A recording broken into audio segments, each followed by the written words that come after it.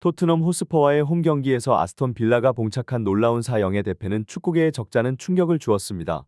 이 경기에서 포스테코글루 토트넘 감독의 전략은 마치 무모하리만큼 대담했으나 결국 높은 리스크에 걸맞은 높은 보상을 가져왔다는 평가를 받고 있습니다.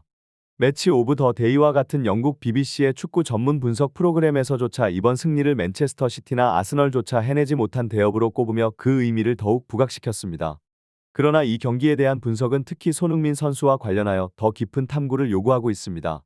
전반기에 아스톤 빌라가 손흥민을 완벽하게 봉쇄했음에도 불구하고 이번 경기에서는 그러한 전략이 실패로 돌아가며 세 골이나 허용한 배경에 대해 명확한 설명이 부족하다는 지적입니다. 일부 전문가들은 이는 우나이 에메리 감독의 전술적 오산에서 기인한 것으로 보고 있습니다. 에메리 감독은 세비야, 파리 생제르맹 그리고 비아레알 등을 이끌며 유로파 리그에서 4회 우승하는 등 유럽 축구계에서 큰 족적을 남긴 명장입니다.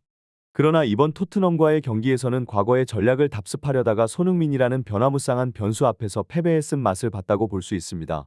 전반기 경기와 마찬가지로 손흥민을 효과적으로 봉쇄하려 했으나 손흥민은 상대의 예상을 뛰어넘는 독창적인 플레이로 에메리 감독에게 고스란히 대가를 치르게 만들었습니다.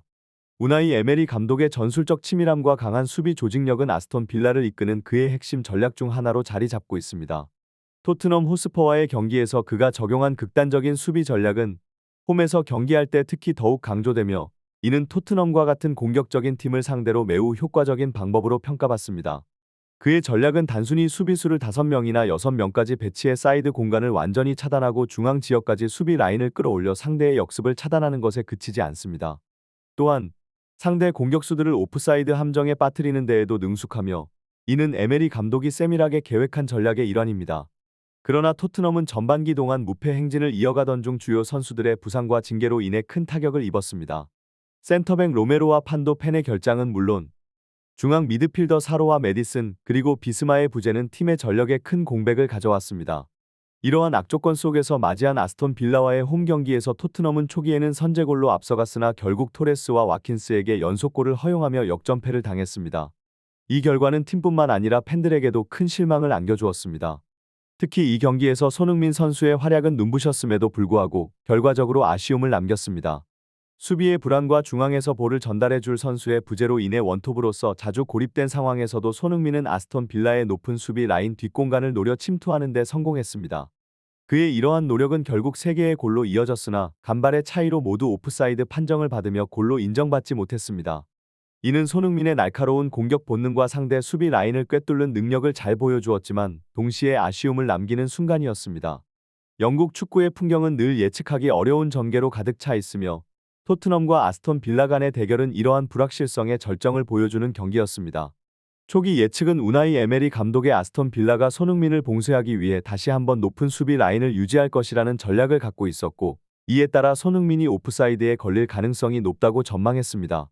토트넘의 원정 경기 약점과 아스톤 빌라의 홈 경기 강점을 고려하면 이는 어느 정도 타당한 예상으로 보였습니다. 그러나 축구는 항상 예측을 뒤엎을 수 있는 무대입니다. 매치 오브 더 데이와 같은 영국의 유명 축구 전문 분석 방송은 토트넘의 압도적인 4-0 대승을 두고 에메리 감독이 토트넘의 베스트 11의 복귀를 너무나도 간과했다고 평가했습니다. 토트넘은 부상과 징계에서 돌아온 선수들을 앞세워 시즌 초반에 보여주었던 특유의 움직임으로 아스톤 빌라를 완전히 붕괴시켰습니다. 이러한 전개는 많은 이들의 예상을 뛰어넘는 결과였으며 축구 매체들이 그들의 초기 비관적 전망에서 급격히 입장을 바꾼 것은 이러한 결과에 대한 반응에서 비롯된 것으로 보입니다. 특히 토트넘의 수비진, 특히 펀더펜과 로메로의 활약은 주목할 만합니다. 이 두 센터백은 리그 최고의 공격 듀오 중 하나로 꼽히는 올리 와킨스와 그의 파트너 베일리를 완벽히 봉쇄하며 아스톤 빌라의 공격 라인을 마비시켰습니다. 이는 토트넘의 전술적 유연성과 개별 선수들의 뛰어난 수비 능력이 어우러진 결과였습니다. 이 논쟁은 축구 분석의 다양한 관점을 보여주며 선수 개개인의 기술과 전술적 적응력에 대한 평가를 어떻게 해야 할지에 대한 흥미로운 질문을 던집니다. 올리 와킨스의 양발 사용 능력은 분명 그를 상대하기 어렵게 만드는 중요한 요소입니다. 그의 능력은 수비수가 예측하기 어려운 슈팅 각도와 방향을 제공하며 이는 와킨스가 EPL에서 뛰어난 공격수 중 하나로 평가받는 이유 중 하나입니다. 로메로가 전반 45분경 와킨스의 슈팅을 막아낸 장면은 단순히 개별적인 수비 능력의 우수성을 넘어서 수비수의 예측 능력과 순발력을 보여줍니다. 일부 전문가들이 로메로와 판도 펜이 양발을 자유자재로 사용하는 공격수, 특히 손흥민과의 훈련을 통해 이러한 유형의 공격수를 수비하는 데에 익숙해졌다고 분석하는 것은 흥미로운 관점입니다. 이는 팀 내에서 고도의 기술을 가진 선수들과의 일상적인 훈련이 개별 선수들의 경기력 향상에 얼마나 큰 영향을 미칠 수 있는지를 시사합니다. 손흥민과 같은 선수와의 매일 같은 대결은 분명 로메로와 판도 펜에게 높은 수준의 대응 능력을 개발하는 데 도움이 되었을 것입니다. 반면 일부 팬들이 이 분석을 너무 나간 것으로 보는 반응 역시 이해할 수 있습니다. 축구는 개인의 기량뿐만 아니라 팀워크, 전술적 이해, 그리고 상황에 따른 순발력 같은 다양한 요소가 복합적으로 작용하는 스포츠입니다. 로메로의 성공적인 수비 능력은 단순히 손흥민과의 훈련 경험만으로 규정하기 어렵습니다. 선수의 기본기, 경기에 대한 이해, 그리고 순간적인 판단력 같은 여러 요소가 종합적으로 작용한 결과라고 볼 수 있습니다. 메디슨과 판도 펜의 공동 인터뷰 내용은 팀 내에서 서로 간의 경쟁과 협력이 어떻게 선수 개개인의 발전을 이끌어내는지를 잘 보여줍니다. 특히 고도의 경쟁 상황에서도 서로를 지지하고 최선을 다하며 발전을 도모한다는 점에서 이는 팀의 전체적인 성장 동력이 됩니다. 판도 펜의 이러한 경험과 발언은 손흥민과의 훈련이 개인적인 기량 향상에 얼마나 큰 영향을 미치는지에 대한 설득력 있는 근거를 제공합니다. 손흥민의 양발 사용 능력, 빠른 뒷공간 침투 능력, 그리고 지능적인 움직임은 세계적인 수준에서 인정받는 특징들입니다. 이러한 손흥민과의 일상적인 훈련은 분명 판도 펜과 같은 수비수가 상대 공격수에 대한 대응 능력을 키우는 데 큰 도움이 될 것입니다.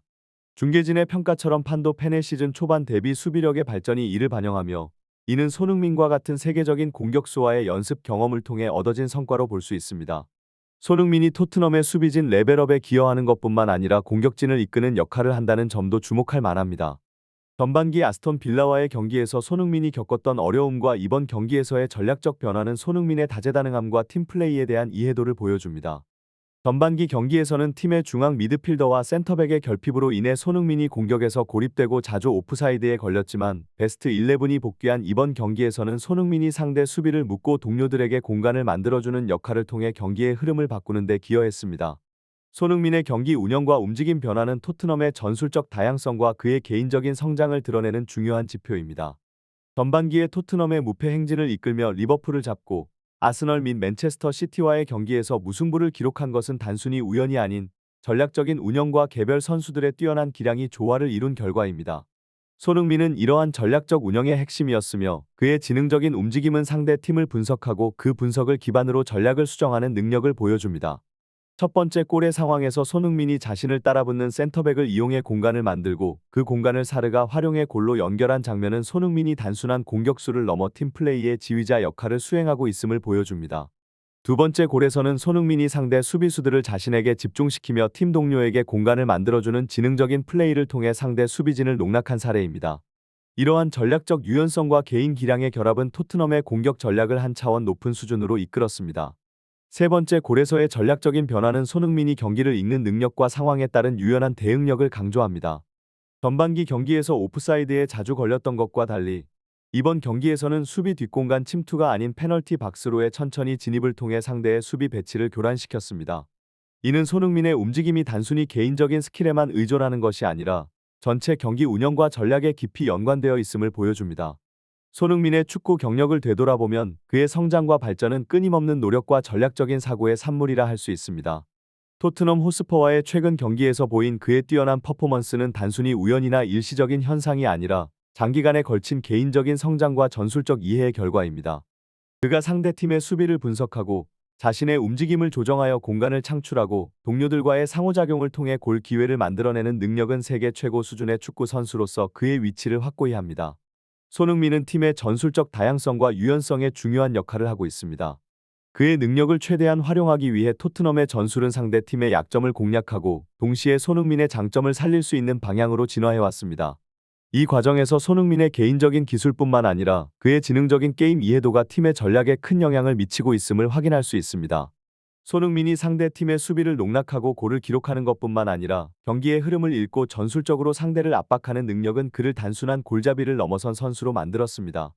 이는 팀 동료들과의 원활한 커뮤니케이션, 경기에 대한 깊은 이해, 그리고 상황에 맞는 적절한 결정을 내릴 수 있는 능력에서 비롯됩니다.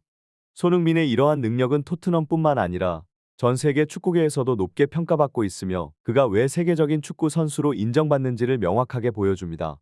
또한 손흥민은 팀 내에서 리더십 역할도 수행하고 있습니다.